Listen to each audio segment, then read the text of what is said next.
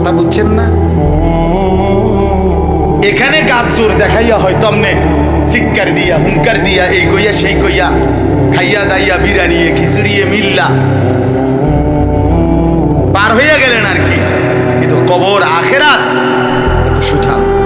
আখেরাত হাসরের মাঠ মামুর বাড়ি না, হাসরের মাঠ নানার বাড়ি না, আমনের চাচার শ্বশুর বাড়ি না।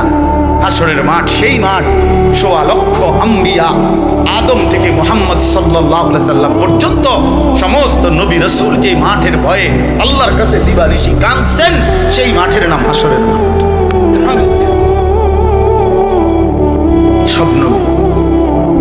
সব নবী আল্লাহর কাছে হাসরের মাঠের ব্যাপারে দোয়া করছে।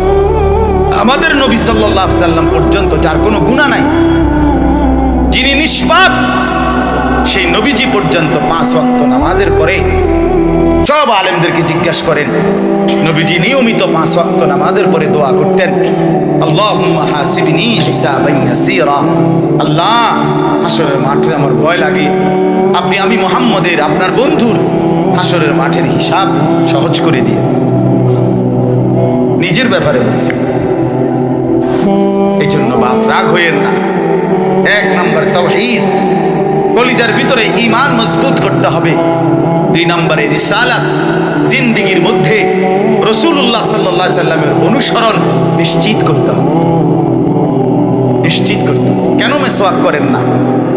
আপনি জানেন নবীজি মিসওয়াক করতেন, এই জন্য করেন। কেন দস্তরখান বিছায়া খানা খান না? আপনি জানেন, শুনছেন যে নবীজি সাল্লাল্লাহু আলাইহি সাল্লাম দস্তরখান বিছায়া সমান জায়গায় খানা খাইতেন, এই জন্য আপনি ইচ্ছা করে এটা বিছান না।